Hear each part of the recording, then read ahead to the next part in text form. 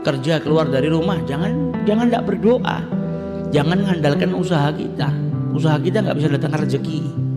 Yang datang rezeki Allah Subhanahu Wa Taala. Keluar dari rumah, baca doa, Bismillah ya Rob, saya mau keluar nyari nafkah buat anak istri saya. Walaupun kita kerjanya di toko, gajinya harian, tetap doa. Karena bisa jadi hari itu kalau tidak dapat rezeki kalau Allah nggak mau. Keluar ke tempat kerjamu kobongan, selesai. Bukan hanya dapat gaji, besok tidak kerja lagi. Makanya manfaatnya kita berdoa supaya Allah terus mendawamkan, memberikan rezekinya kepada kita. Jadi rezeki ini datang bukan karena usaha kita. Perang Badar tadi yang jumlahnya umat Islam 314 orang, sama Allah diturunkan para malaikat untuk bantu umat Islam. Tapi bukan karena adanya malaikat umat Islam menang, tidak, karena kemenangan dijanjikan sama Allah. Allah mau umat Islam menang, ada nggak ada malaikat menang. Allah turunkan malaikat hanya untuk menenangkan hatinya umat Islam supaya tenang. Orang itu kan kadang tetap mikir tuh, wong 314 orang masa bisa menang ngelawan 1000. Tapi dikasih tahu sama Rasulullah, ini loh malaikatnya Allah turun secara bergilir mau bantu umat Islam. Oh, kalau dibantu malaikat ya wes tenang. Jadi tujuannya Allah ini menurunkan malaikat untuk membuat hatinya umat Islam tenang. Kalian ini dibantu sama malaikatnya Allah walaupun jumlah kalian sedikit. Tapi bukan berarti kemenangan itu karena adanya malaikat, tidak, karena Allah menghendaki mereka menang. Kita dapat rezeki bukan karena upaya kita, bukan karena kerja kita.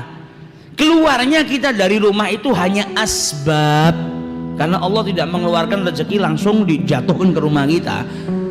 Asbab, kita layaknya manusia, ada ikhtiarnya, ada sebabnya untuk mengambil rezeki, ada skenarionya lah supaya keluar dari rumah ngambil rezekinya kita di luar rumah, kemudian dibawa pulang. Tapi bukan berarti ikhtiar kita dan asbab yang kita lakukan itu yang datang rezeki, tidak. Ada orang yang nggak pakai asbab, nggak pakai ikhtiar, duduk di rumah rezeki datang kok.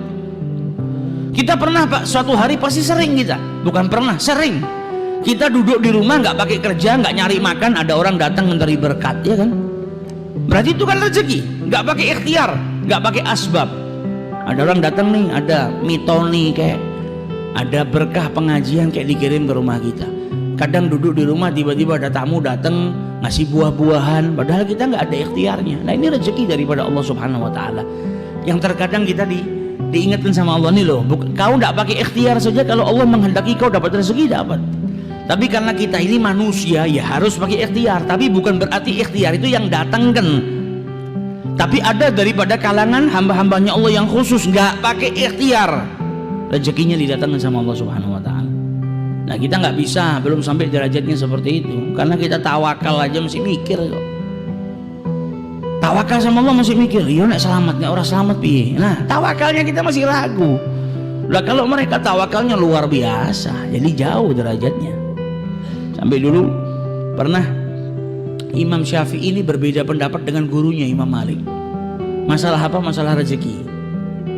Dalam hadisnya Rasulullah dikatakan, lau annakum tawakkaltum 'alallahi haqqa tawakkulihi, kalau kalian ini benar-benar bertawakal kepada Allah dengan sebaik-baik tawakal, la razaqakum kama yarzuqut thair, kalian pasti akan diberikan rezeki oleh Allah Subhanahu Wa Taala sebagaimana Allah memberikan rezeki kepada burung. Taghdu, burung itu keluar di pagi hari dalam keadaan khisaman, perutnya kosong lapar, kemudian kembali dalam keadaan kenyang. Nah, Imam Malik bilang apa? Di sini yang paling penting tawakalnya.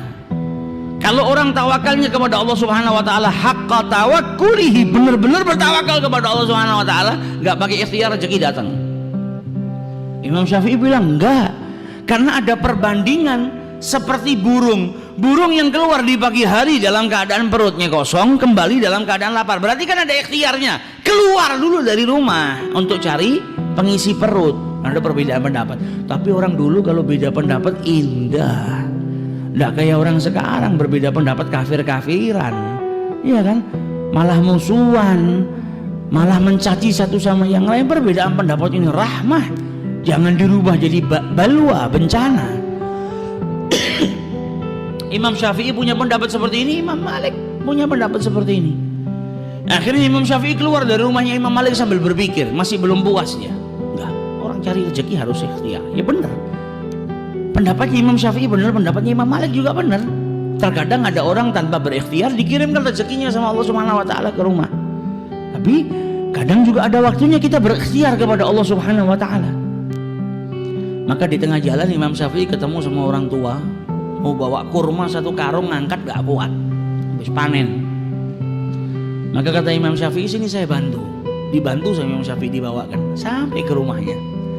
Sampai di rumahnya pemilik kurma tadi, karena sudah bantu, diambilkan kurma, diberikan kepada Imam Syafi'i. Ini kurma buat kau tadi sudah bantu saya. Maka diterima sama Al-Imam Syafi'i. Sambil dia teringat dengan pendapatnya nih, kalau saya tadi nggak ngangkatkan karung kurmanya orang tua ini, ya saya nggak dapat rezeki kurma ini. Tapi karena saya ngangkatkan, ada ikhtiar, saya dapat rezeki ini. Kembali dia ke rumah gurunya mau buktikan, sambil mau ngasih hadiah. Zaman dulu tuh santri kalau dapat kenikmatan yang pertama keinget siapa? Gurunya. Wah, ini saya dapat kurma, saya harus bagi dengan guru saya. Balik ke rumahnya Imam Malik, diberikan setengahnya buat Imam Malik, ini kurma buat engkau, ini kurma buat saya dapat rezeki tadi, kita bagi setengah, kata Imam Syafi'i. Kemudian diceritakan, ini tadi kalau saya nggak ngangkatkan ya saya nggak dapat. Kata Imam Malik apa? Engkau benar, saya juga benar. Saya nggak pakai keluar dari rumah, nggak pakai nguli, nggak pakai ngangkatkan 1 karung, datang sendiri ke rumah saya, kau bawa ke sini. Berarti kan saya benar, nggak pakai tawa, saya nggak pakai ikhtiar dapat kurmanya. Kau juga benar, kau nggak bisa dapatkan kurma ini kecuali kau dengan berikhtiar ngangkatkan kurma ini. Nah ini indah. Satu punya pendapat seperti ini, satu punya pendapat seperti itu. Sampai dulu Ibrahim ibn Adham ketika di masa belajarnya, maka dia dulu seorang peniaga, berdagang. Ketika dia berdagang, di tengah-tengah padang pasir dia lihat ada seekor burung yang jatuh. Maka kemudian dia tunggu, ini kira-kira burung yang jatuh nggak bisa terbang lagi, kan dia butuh makan. Kira-kira rezekinya dikirim nggak sama Allah? Kalau sampai rezekinya dikirim sama Allah Subhanahu wa taala, padahal dia sudah nggak bisa terbang, dia di tengah padang pasir seperti ini, tapi tetap mendapatkan rezeki dari Allah. Besok saya berhenti kerja. Buat apa kerja? Kalau memang rezeki itu dihantarkan. Tapi kalau dia mati, ya sudah saya kerja terus. Kata Ibrahim bin Adham. Ternyata nggak lama dia duduk, dia liatin burung tadi, ada burung datang bawa makanan di mulutnya. Kemudian diberikan kepada burung yang cacat tadi, yang jatuh tadi. Maka dia ngeliat, ya Allah, walaupun dalam keadaan seperti ini Allah tetap mengirimkan rezekinya. Pulang ke rumah, dagangannya taruh gudang, dia tidak mau kerja lagi. Maka apa yang dia lakukan ini terdengar oleh Asyibli, orang soleh di zamannya Ibrahim bin Adham, walinya Allah. Dengar kalau Ibrahim bin Adham nggak mau kerja gara-gara ngelihat burung yang jatuh, dikasih makan sama burung yang lain, diantarkan, nggak perlu kerja. Maka didatangi sama Asyibli, ya Ibrahim, saya dengar Anda sekarang nggak mau kerja karena kejadian yang Anda lihat dia benar. Jangan, tetap kerja, ikhtiar. Loh, saya nggak perlu ikhtiar, burung tadi saja sudah nggak bisa terbang aja masih dikasih rezekinya sama Allah Ta'ala. Buat apa saya harus berikhtiar? Toh nanti Allah juga ngirimkan rezekinya ke saya. Kata Asyibli, ya Ibrahim, kenapa engkau malah memilih burung yang lemah, nggak bisa terbang, dan hanya menunggu rezeki yang datang dari burung yang dimasukkan ke dalam mulutnya? Jadilah engkau burung yang kuat, yang datang bawa makanan, memberikan kepada burung-burung yang lemah tadi yang tidak bisa terbang. Jangan milih yang lemah, milih burung yang kuat. Jadilah engkau saudagar yang kaya, yang bisa membantu saudara-saudaramu yang lemah. Nah ini yang diajarkan oleh Asyibli. Jadi ya yang seperti itu memang ada, tapi jangan kita milih yang lemah. Jangan milih jadi burung yang patah sayapnya nunggu makanan dari orang, tapi jadilah burung yang bisa terbang kemana-mana mencari rezeki, dan kau berikan kepada saudara-saudaramu yang tidak mampu. Nah ini yang dia mau. Lebih baik kita menjadi burung yang kuat tadi, bisa membantu saudara-saudara kita, daripada menjadi burung yang lemah. Jadi tawakal dan juga ikhtiar. Nah kalau para wali-walinya Allah, kita nggak sampai derajat ke sana. Zikir stino status toh, mau nggak keluar rumah rezeki datang, nggak ada. Yang datang akhirnya omelan istri kita. Jadi lanang nang omah tok ora tau metu. Nah, akhirnya sarapan kita omelan, makan siang kita omelan. Kayak orang yang dulu datang ke kiai ngeluh, "Kiai, saya tahu tuh salam itu khutbah Jumat itu kan seminggu sekali. Lah kok istri saya tiap pagi sampai malam khutbah terus, nggak pernah berhenti. Lah kui salahmu. Lah kamu yang nggak didik istrimu, kamu yang nggak nyari nafkah, ya akhirnya mulai dari pagi sampai malam khutbah Jumat istrimu.